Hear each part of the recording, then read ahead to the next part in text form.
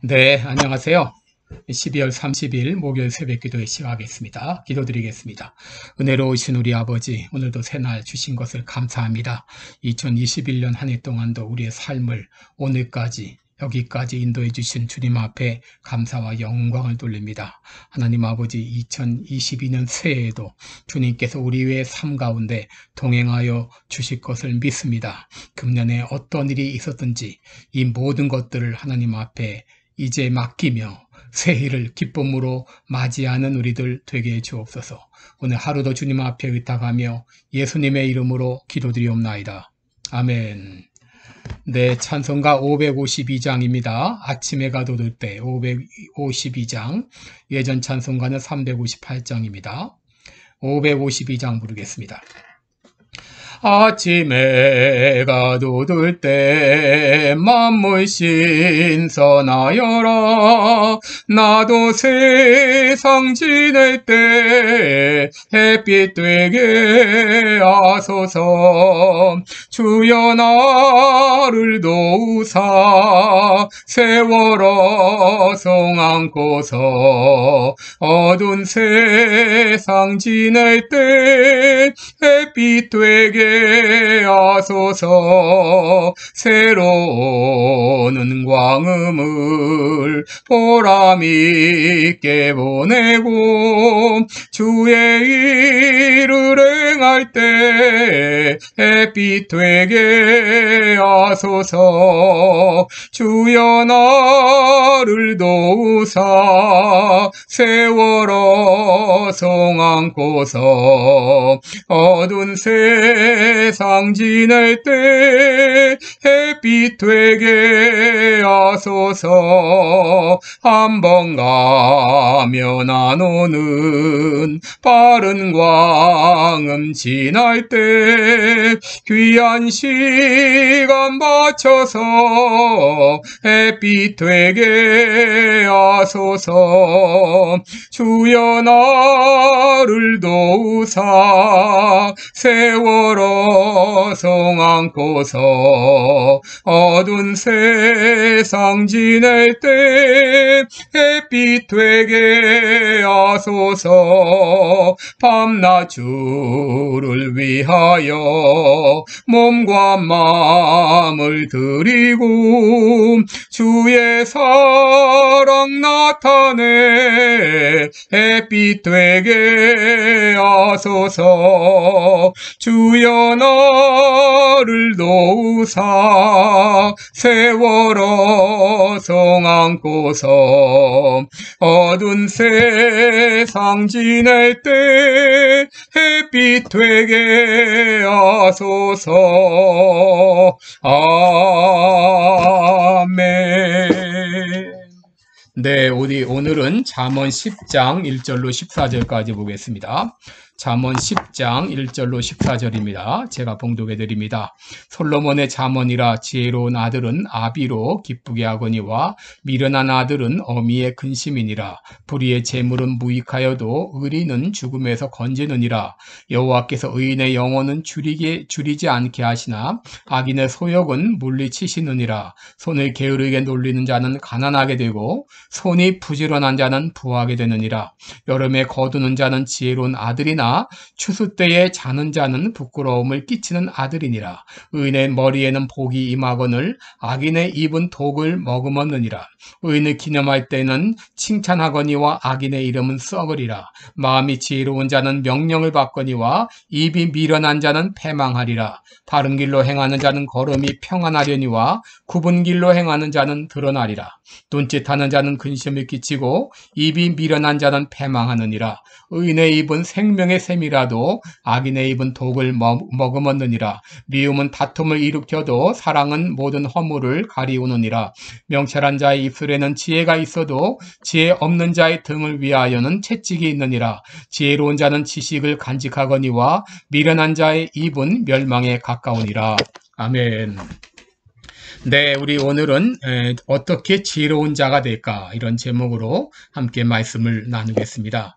여러분 펜실베니아 대학의 리아 토마스라는 수영 선수가 있는데 이 사람은 2년 전까지만 해도 남자 수영 선수로 각종 대회에 출전했던 사람인데 성전환 수술을 받고 이제는 전미 대학 스포츠협회가 개최하는 여자 수영 경기에 출전해서 200m 자유형에서 2위, 500m 자유형에서 3위에 올랐고 1500m 자유형에서는 2위 선수를 38초 차로 따돌리며 우승했습니다.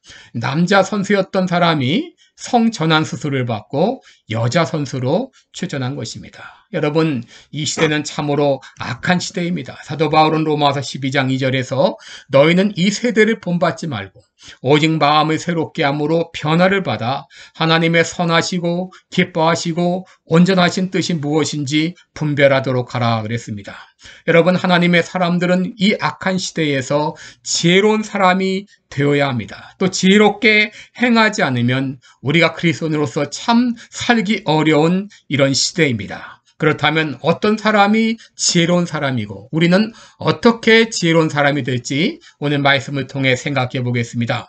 첫째, 지혜로운 사람은 사람에게 기쁨을 주는 자입니다. 누가복음 2장 52절 보면 예수님은 하나님과 사람에게 더 사랑스러워 가시더라 그랬습니다. 예수님은 하나님뿐 아니라 사람에게도 사랑을 받는 그런 성장 과정을 거쳤습니다. 오늘 1절 말씀 보게 되면 솔로몬의 잠언이라 지혜로운 아들은 아비로 기쁘게 하거니와 미련한 아들은 어미의 근심이니라 그랬습니다. 여러분 누가복음 2장 51절 보면 예수님은 육신의 부모였던 요셉과 마리아에게 순종하여 받드셨다 그랬습니다. 여러분, 우리 그리스도인들은 하나님뿐 아니라 사람에게도 기쁨을 주는 그런 존재가 되어야 됩니다. 창세기 22장을 보게 되면 이삭은 죽기까지 아버지 아브라함에게 순종했습니다. 창세기 37장을 보면 요셉은 아버지 야곱이 양을 친 형들에게 가보라 할 때에 내가 그리하겠나이다 하면서 순종했습니다. 룻기 1장 6절을 보면 어머니께서 가시는 곳에 나도 가고 어머니께서 유숙하시는 곳에 나도 유숙하겠나이다. 룻은 이 시어머니 이 나오미를 쫓아갔던 것을 보게 됩니다. 그러나 이삭의 큰 아들이었던 에서는 창세기 26장 26절을 보면 에서가 유딕과 바스맛을 아내로 취하였는데 그들이 이삭과 리브가의 마음에 근심이 되었다라고 했습니다. 여러분, 나는 부모님의 마음에 근심이 되지 않았는가? 나는 사람들의 마음에 근심을 끼치고 걱정을 끼치지 않았는가? 여러분, 많은 신앙인들이 하나님을 기쁘시게 한다는 미명하에 사람들에게 아무렇게나 행동할 때가 많이 있습니다.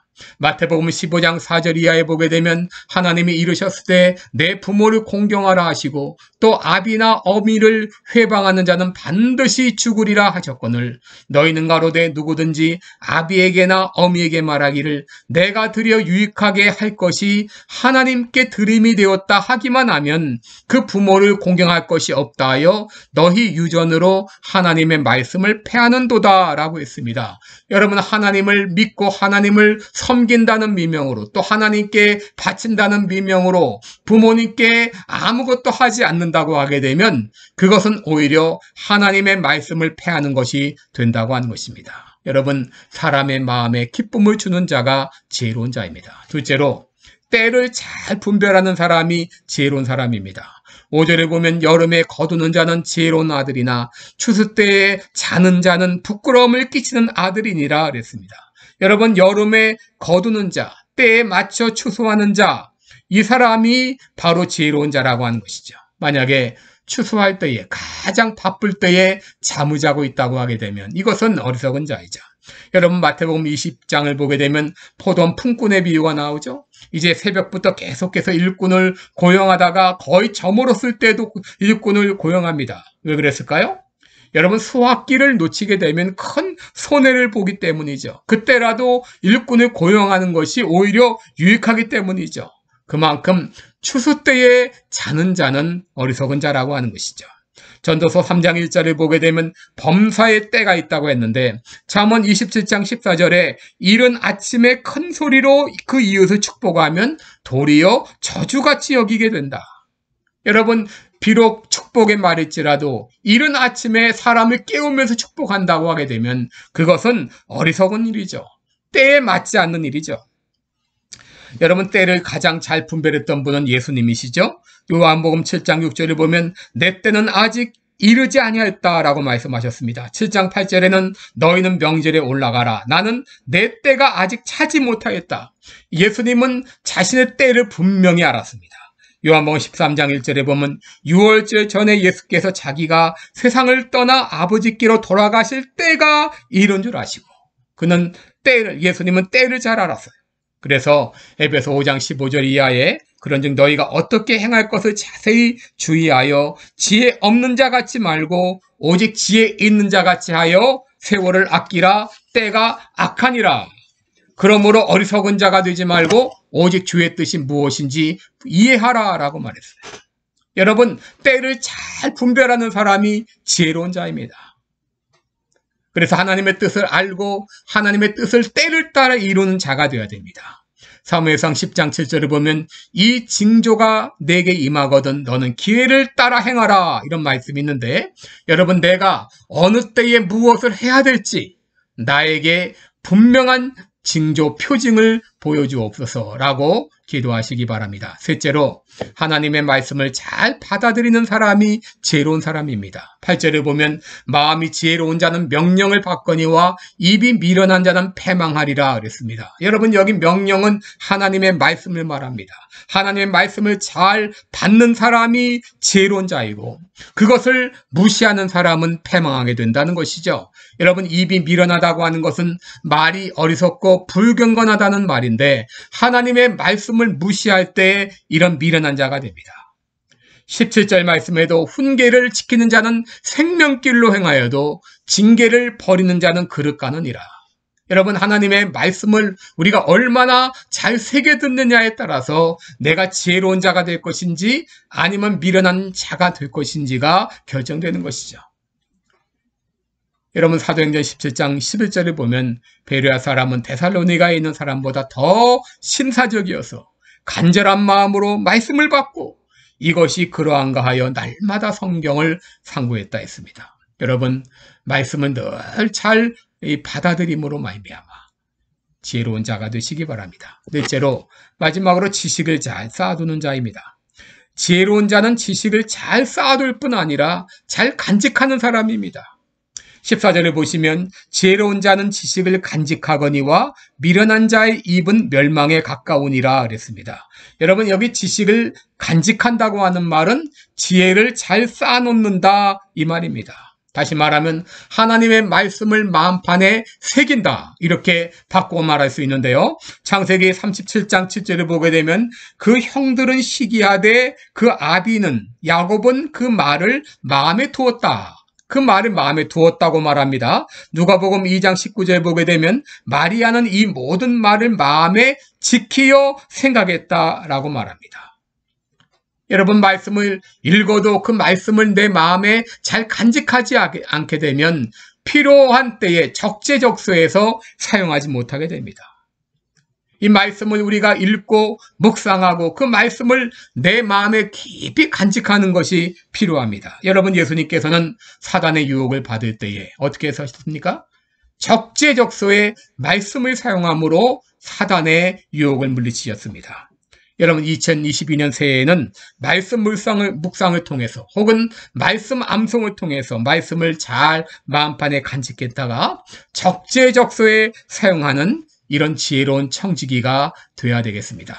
새해는 여러분 말씀을 깊이 묵상하시기 바랍니다.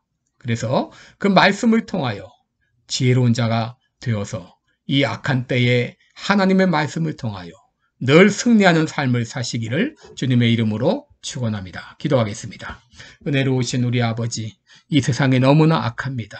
점점 악으로 치닫고 있습니다. 이러한 때에 우리가 정신 차리지 않으면 승리할 수 없습니다. 이런 때 정신 차리지 않으면 악한 마귀의 유혹에 빠질 수밖에 없습니다. 하나님 아버지, 이제 이러한 악한 때에 하나님의 말씀을 내 마음판에 새기고 잘 간직함으로 말미암아 악한 사단이 시험할 때마다 하나님의 말씀으로 물리치고 승리하는 우리 모두가 되게 하여 주옵소서. 오늘 한날도 주님 앞에 의탁하옵고 예수님의 이름으로 기도드리옵나이다. 아멘. 네, 오늘도 복된 하루가 되시기 바라고 계속해서 지혜로운 자가 되기를 위해서 여러분 기도해 주시기 바랍니다. 고맙습니다.